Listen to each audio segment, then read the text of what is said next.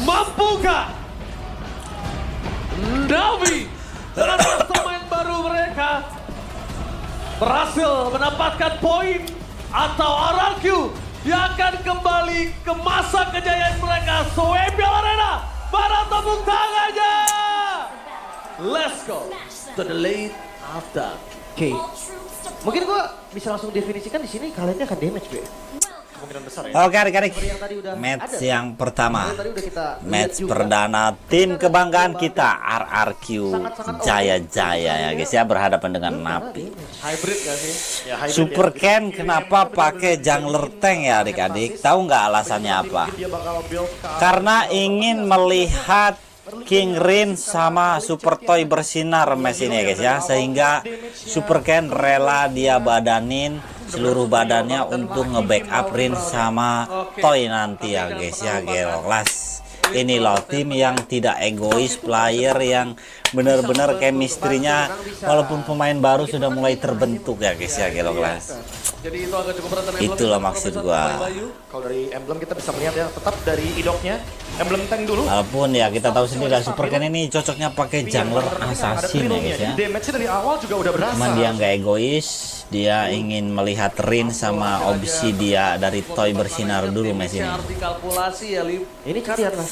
Karena Nih gua mencium bau-bau sepeg Super Toy ya guys ya. cepat. Rotasi Gelo, semua prediksi memprediksi RQ win ya. Gelo kelas KB, Lim Kocul, Ranger Mas, gelo mahal. Mereka layak menjadi caster utama di panggung MPL season 17.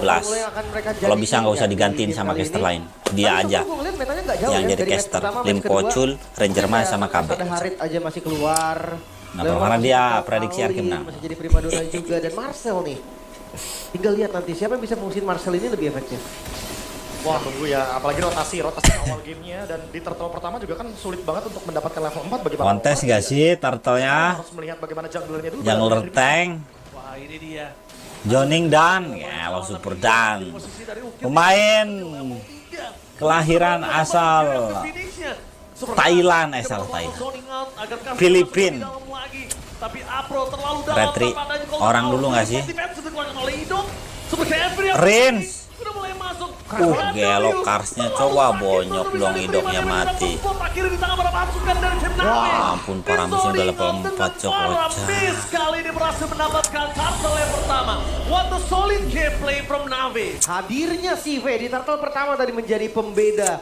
Karena kalau kalian lihat pergerakan dari Super Toy, dia clear mid tadi, dia nggak jauhin. Late Karena game, mungkin late damage-nya game. memang nggak cukup juga. Net game memang di early game gak ada damage guys ya. Masih early game juga, dan ingat Faramis. Once Net dia game, dapetin level bos. 4-nya, dapetin Netherrealm-nya, dia akan sangat bebas sekali untuk memaksa team fight.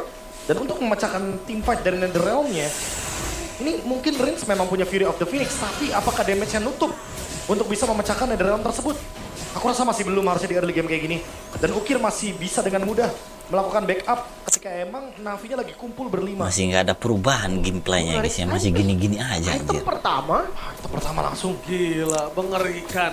Karena mungkin Toy melihat, oke gue gak punya damage, tapi at least kalau gue dapet last. Masih gini-gini aja cow gameplaynya Untuk membantu mereka guys. di saat perang netral objektif. benar. Si V-nya, dia clear bareng. Oh mungkin karena memang tengahnya juga bukan tipikal carry ya, jadi berbagi gold nggak ada masalah. Ya balik lagi ya, sekarang kan mid lane bisa jadi ada yang utility, ada yang lebih main ke damage, ada yang benar-benar cuma buat bantuin team fight.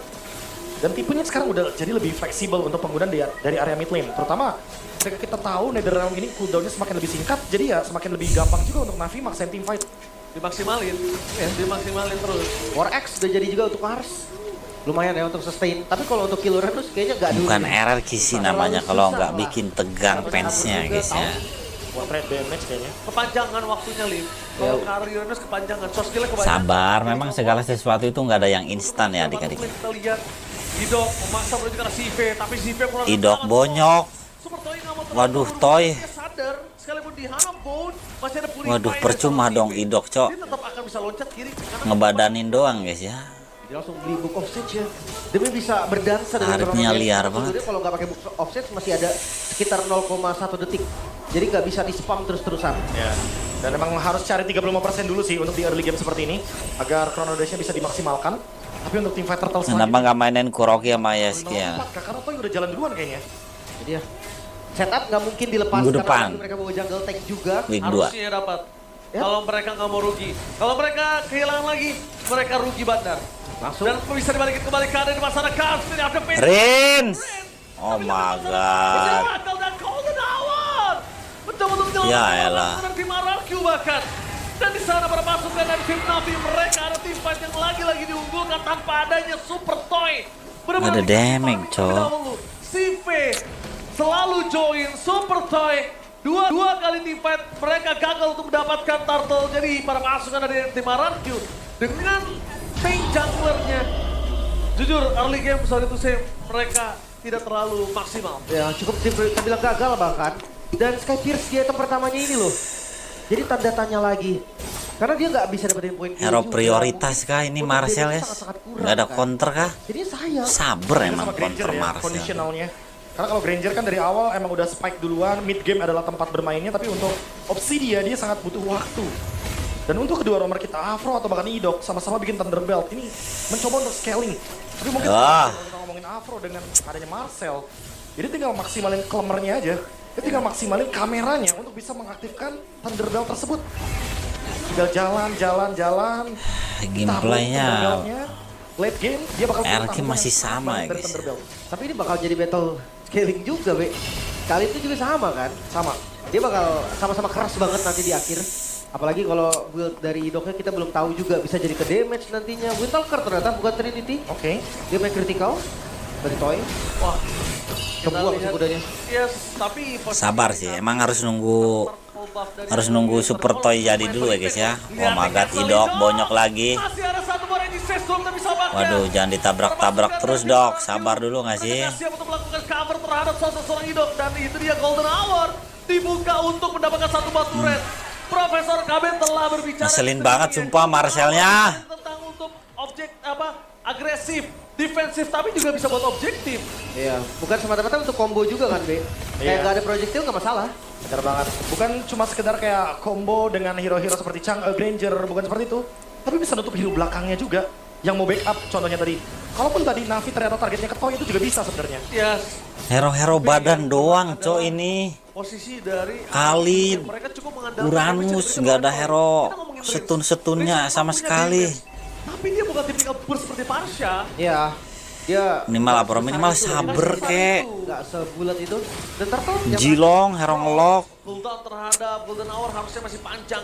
Apakah perfect turtle di tangan para pasukan dari tim Navi? Oh my Stay by God. di depan sana, Castro Dipaksa membuka lagi, strike Cok, by satu turtle-nya. range, Nice, satu dapet. untuk Overgate. Berhasil men-seal Idok jauh pemerintahan banget. Navi. Idok pressure pun tidak peduli. Wah itu bunuh dong, masa nggak bisa dibunuh cok lampunya. Walah ditarik, diganyang. Tak alah keikat Super Ken mati dong. Untuk jalan dari sosok seorang Super Cat damage yang cukup. Mahal. Tapi di balik itu semua Mahal, Super mahal, Cat mahal. memecahkan Sky Satu Kiss tuker mereka. turtle tadi dok mati, Wow, tapi cukup turtle sayang diamankan Andrew, Super dia Ken ya flicker mahal, dan mahal, ditarik ke belakang Hero Phoenix.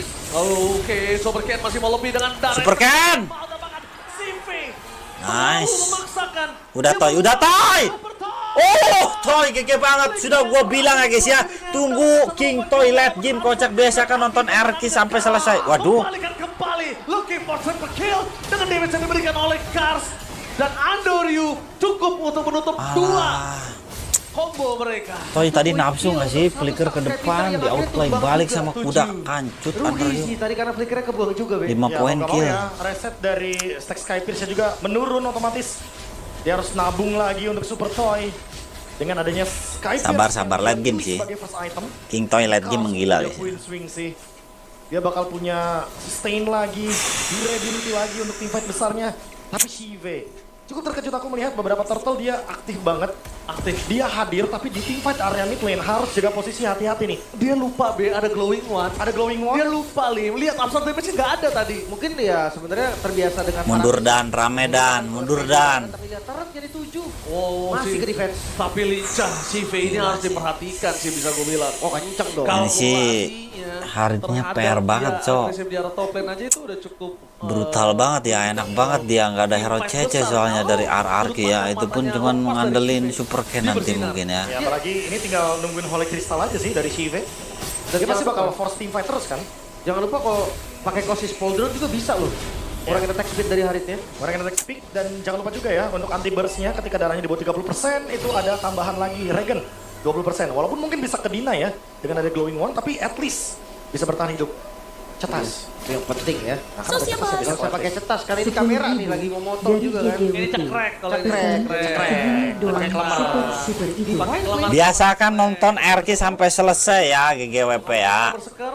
Kita tahu dia tidak pakai Trinity, dia pakai damage. Kau lihatlah draft yang dibawakan King RRQ. Mereka pakai draft late game. 10 menit itu belum late game. Late gamenya nanti udah 30 menit ke atas. Toy damage dong.